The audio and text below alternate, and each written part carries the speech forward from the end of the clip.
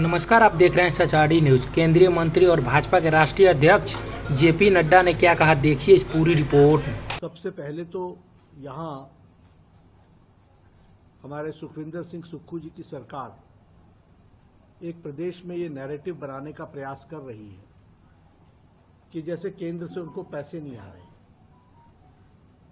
जैसे केंद्र ने हिमाचल की चिंता नहीं की है। मैं यहां स्पष्ट करना चाहता हूं कि केंद्र में अगर एक भी विकास का ईंट लगा है तो तब लगा है जब भारत का प्रधानमंत्री एनडीए का है।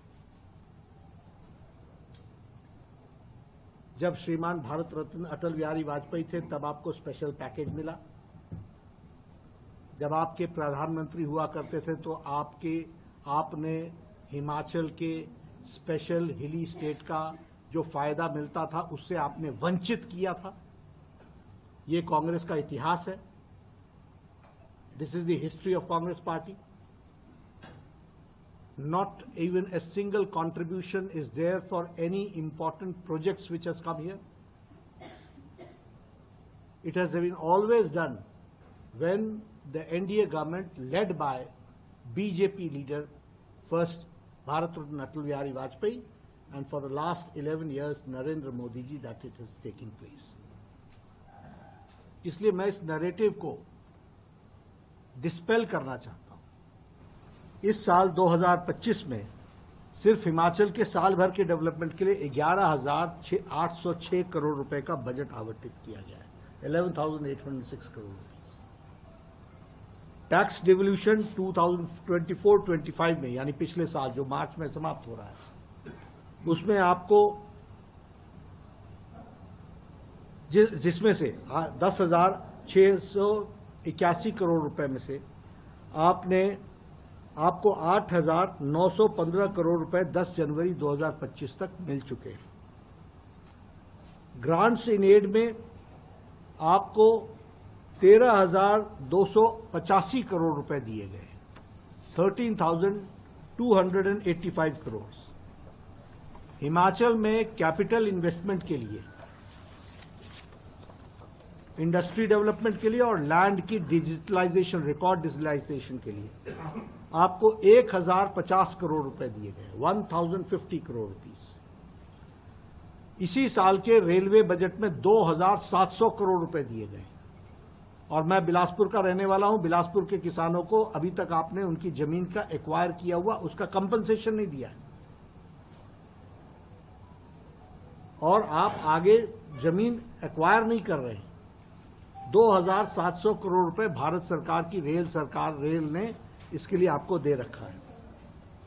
इस बार जो किसान क्रेडिट कार्ड में 3 लाख रुपए के लिमिट को बदल करके 5 लाख रुपए किया गया, उससे लगभग यहां पर 10 लाख किसानों को फायदा हुआ है। उसी तरीके से ये जो 12 लाख का इनकम टैक्स फ्री किया गया है, इसका फायदा 6.5 लाख लोगों को, हिमाचल के लोगों को फायदा हो रहा है। 6.5। मेरा ये 2 दिन का दौरा हिमाचल प्रदेश का रहा। थोड़ा मौसम की खराबी होने के कारण मुझे काफी समय जितना मैं और देना चाहता था वो देने में दिक्कत रही, लेकिन फिर भी मैंने सारे कार्यक्रम को पूरा करने का प्रयास किया है। और आपके सहयोग से यहाँ से जल्दी फ्री होऊंगा तो जो बचे हुए कार्यक्रम हैं उनको भी मैं पूरा कर पाऊंगा। कल मैं एस्पिरेशनल डिस्ट्रिक्ट चंबा की मीटिंग के लिए रात को चंबा में था, और चंबा की एस्पिरेशनल डिस्ट्रिक्ट की मीटिंग वहाँ के सभी विधायकों के साथ, सांसद जी के साथ और हमारे राज्यसभा के सांसद के साथ, जिला प्रशासन के साथ हमने चंबा में लिया। 2018 में एस्पिरेशनल डिस्ट्रिक्ट की कल्पना यशस्वी प्रधानमंत्री श्री नरेंद्र मोदी जी ने रखी थी, और चंबा डिस्ट्रिक्ट हिमाचल प्रदेश का उसमें जोड़ा गया था।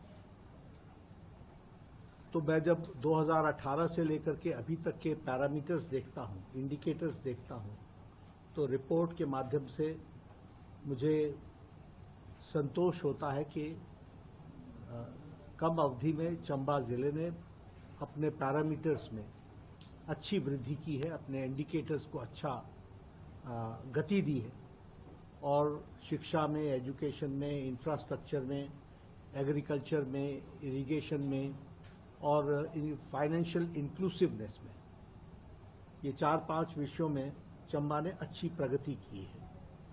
जिनके बारे में मुझे थोड़ी कमी दिखी थी वो मैंने जिला प्रशासन को इंगित किया है और मैंने कहा है कि आप इनके बारे में जो कुछ भी आपको केंद्र से सहायता चाहिए, यानी इनपुट्स में, सपोर्ट में, वो हम करने को तैयार हैं। तो उन्होंने वैसा ही उसमें कहा है।